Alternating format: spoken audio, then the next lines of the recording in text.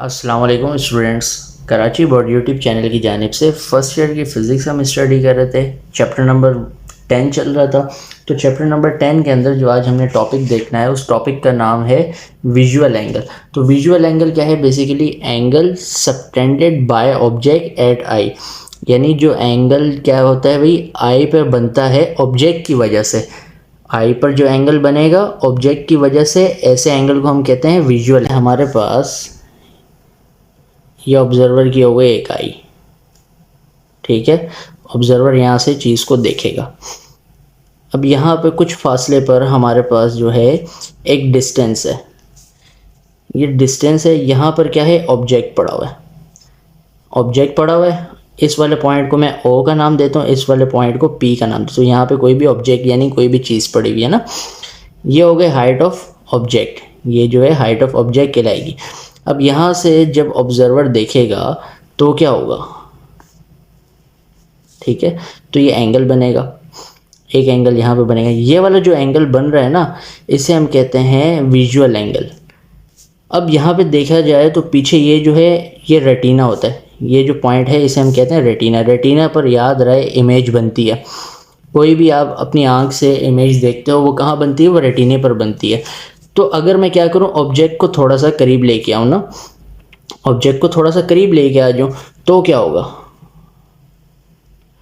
तो ये होगा कि भाई यहाँ पर जो है ना इमेज के क्या साइज़ हो गया? इमेज का साइज़ हो गया बड़ा। अब क्या मैंने किया भाई? मैंने किया सिंपल, इमेज को थोड़ा सा बड़ा लेके आ गया। आगे का एंगल भी बड़ा बन रहा है और पीछे का एंगल भी, यानी कि पीछे इमेज भी बड़ी बन रही है। जैसे जैसे मैं अपनी आंख से ऑब्जेक्ट को करीब करता रहूँगा तो मुझे इमेज जो है वो बड़ी नज़र आने लगेगी। लेकिन जब भी मैं ज़्यादा आगे कर दूंगा तो मुझे धुंधली नज़र आएगी, जो इमेज है मुझे ब्लर नज़र आएगी ना। तो ये तो थोड़ा सा प्रॉब्लम हो जाएगा। अब जो है एक पॉइंट ऐसा होता है, हम आँख के जितना करीब लेके आए वहाँ पर एक पॉइंट ऐसा होता है कि हमें कोई भी चीज़ जो है साफ़ नज़र आती है। उस पॉइंट से थोड़ा सा करीब लेके आते हैं ना तो इमेज क्या हो जाती है? ब्लर होने लग जाती है, धुंधली होने लग जाती है।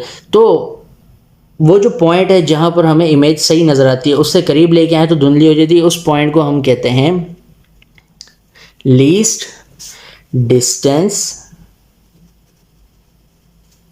Eight clear vision. Least distance at clear vision, या इसका दूसरा नाम होता है least distance at distinct vision.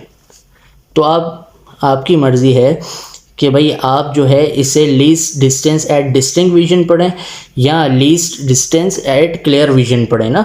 ज़्यादातर जो है बुक्स के अंदर नाम यूज़ होता है least distance at distinct vision. Least distance at distinct vision, ज़्यादातर ये नाम यूज़ होता है और उसको हम डिनोट करते हैं डी से।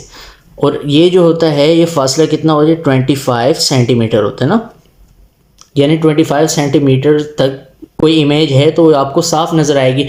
थोड़ा सा आप करीब करेंगे, फासला कम करेंगे, 25 से 20 करेंगे, 15 करेंगे तो इमेज क्या हो जाएगी? ब्लर होने लग जाएगी। तो विजुअल एंगल जो था मैंने आपको बता दिया कि भाई वो एंगल होता है जो आँख के पास बनता है ऑब्जेक्ट की वजह से। अब चलते हैं हम एंगुलर मैग्नीफिकेशन की तरफ। ये एंगुलर मैग्नीफिकेशन का दूसरा नाम होता है मैग्नीफाइंग पावर ना। Ratio between visual angle of image to the visual angle of object is called angular magnification. इसका मतलब हुआ कि भाई रेशो का मतलब होता है डिवाइड। इसका मतलब एंगल जो है इमेज पर जो बनता है और जो विजुअल एंगल जो है ऑब्जेक्ट पर बनता है, उन दोनों एंगल्स को अगर आप डिवाइड कर दें ना तो आपके पास आ जाएगा एंगुलर मैग्नीफिकेशन या मैग्नीफाइंग पावर आ जाएगी। इसका फॉर्मूला देखते हैं। मैग्नीफिकेशन को तो हम एम से ही डिनोट करते हैं, ये बी बीटा अपॉन एल्फ़ा। अब यहाँ पर जो है बीटा क्या है? बीटा जो है विजुअल एंगल एट इमेज है, ठीक है। जो इमेज पर एंगल बन रहा है उसे हम बोलेंगे विजुअल एंगल एट इमेज। अब अल्फ़ा जो है वो है विजुअल एंगल एट ऑब्जेक्ट। तो अच्छे से याद रखिएगा। अब आगे चलते हैं। अब जो टॉपिक हमने स्टार्ट करना है उस टॉपिक का नाम है मैग्नीफाइंग ग्लास, या इसे हम सिंपल माइक्रोस्कोप भी कहते हैं। अब इसकी डेफिनेशन की अगर हम बात करें, if a converging lens forms virtual image, अगर कन्वर्जिंग लेंस जो है वो क्या करे? वर्चुअल इमेज बनाए। कहाँ पर भाई? At least distance of distinct vision, यानी least distance of distinct vision पर क्या करे, वो वर्चुअल इमेज बना दे। इस तरह का जो लेंस होता है उसे हम कहते हैं मैग्नीफाइंग ग्लास। तो मैग्नीफाइंग ग्लास का जो दूसरा नाम होता है सिंपल माइक्रोस्कोप भी होता है। अब इसके प्रिंसिपल की बात करते हैं। Human being can not clearly see objects, जो इंसान होते हैं वो ऑब्जेक्ट्स को क्लियरली नहीं देख सकते। If it is closure then least distance of distinct vision, यानी अगर ऑब्जेक्ट्स क्या हो, least distance of distinct vision से क्या हो, क्लोज हो। तो least distance of distinct vision को हम डिनोट करते हैं डी से, और ये कितना फासला होता है 25 सेंटीमीटर। अगर मिलीमीटर की अगर हम बात करें तो उसमें ये होगा 250 मिलीमीटर। अब वर्किंग देखते हैं, इसकी वर्किंग में लिखा हुआ है in simple microscope object is placed with in the focal length, यानी क्या कर रहे हैं भाई, हम किसी भी ऑब्जेक्ट को प्लेस कर दें सिंपल माइक्रोस्कोप में उसकी फोकल लेंथ के बीच में of a double convex lens, double convex lens की बात हो रही है। अब virtual image is formed at D, तो वर्चुअल इमेज बनेगी कहाँ पर, least distance of distinct vision पर। It is virtual, erect and magnified. ये जो इमेज बनेगी ये होगी वर्चुअल होगी, इरेक्ट मतलब सीधी होगी, और मैग्नीफाइड, मैग्नीफाइड मतलब बड़ी होगी ना। अब इसकी एक डायग्राम बनानी है। इसकी जो डायग्राम बनाई हुई है ना, इसे कहते हैं रे डायग्राम। ये रे डायग्राम बनाने का तरीका जो है ये मैं आपको बता देता हूँ किस तरीके से बनेगी।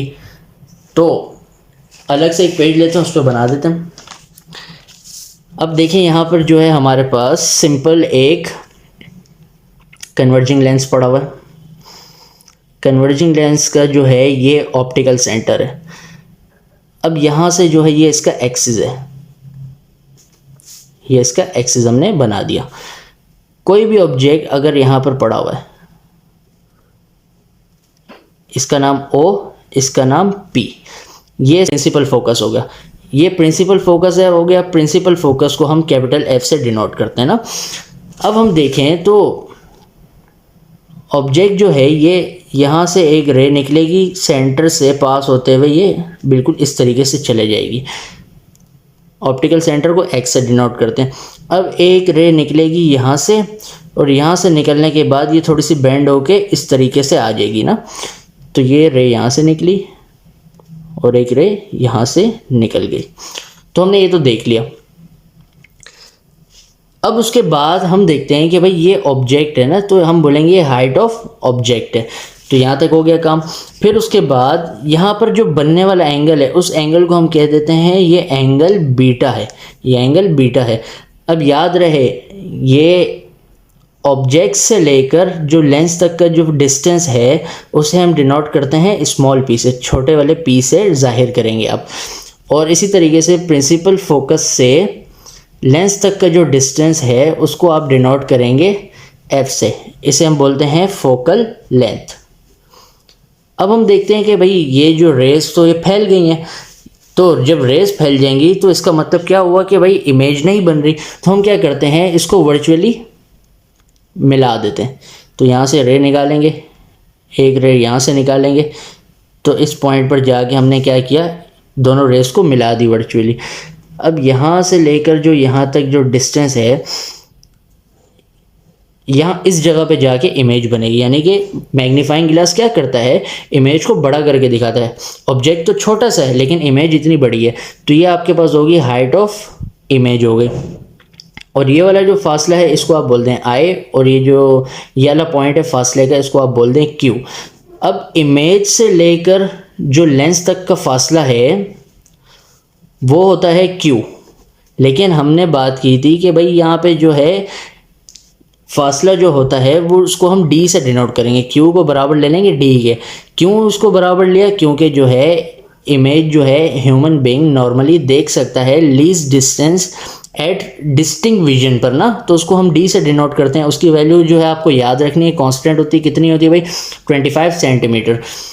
तो ये सारी डायग्राम इसी तरीके से पूरी डायग्राम बनेगी और इस डायग्राम को कहते हैं रे डायग्राम।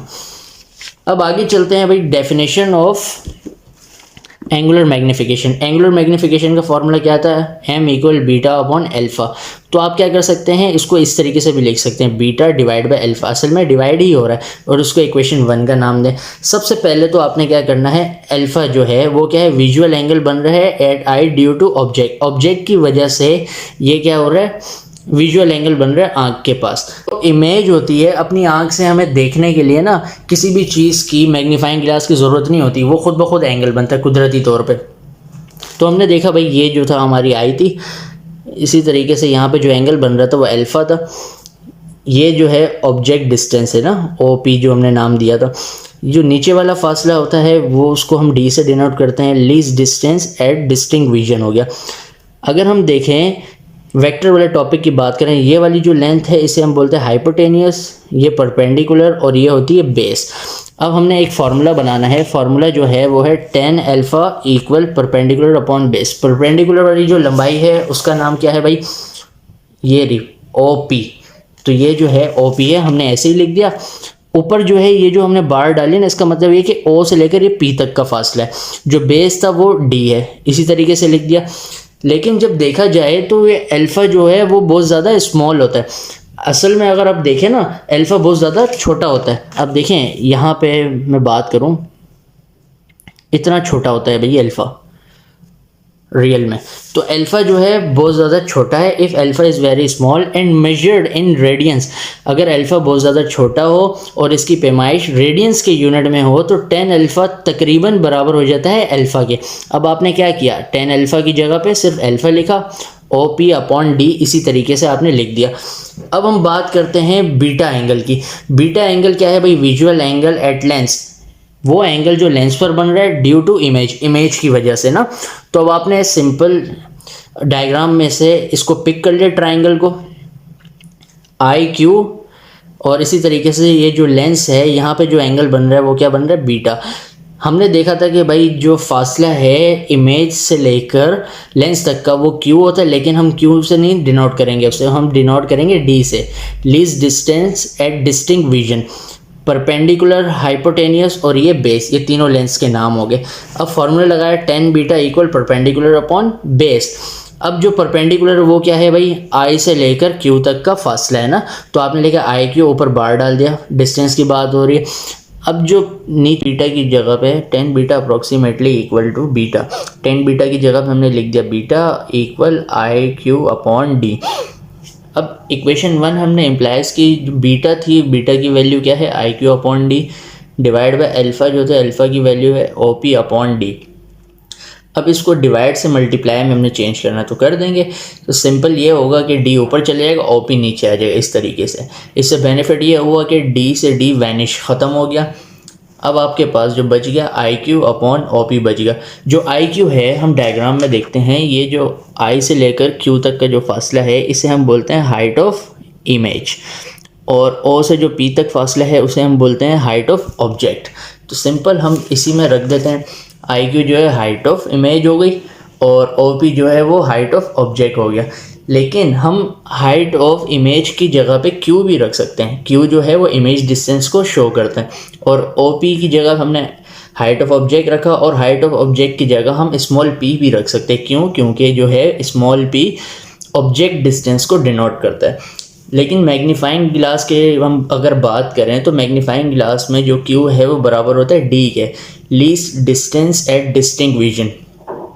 तो आपने एम तो ऐसे लिख दिया, क्यू की जगह पे डी लिख दिया, इसी तरीके से पी ऐसे ही नीचे लिख दिया, और इसको इक्वेशन नंबर 2 का नाम दे देंगे। इसको इक्वेशन नंबर 2 का नाम देने के बाद नेक्स्ट स्टेप में हम थिन लेंस फार्मूला यूज़ करेंगे। Thin lens formula 1/f equal 1/p plus 1/q। लेकिन मैग्नीफाइंग ग्लास की बात होगी तो हम क्या करेंगे, यहाँ पे q की जगह पे d लिख देंगे। अब मैग्नीफाइंग ग्लास जो है वो वर्चुअल इमेज बनाता है, तो इस वजह से हम यहाँ पे माइनस लगा देंगे।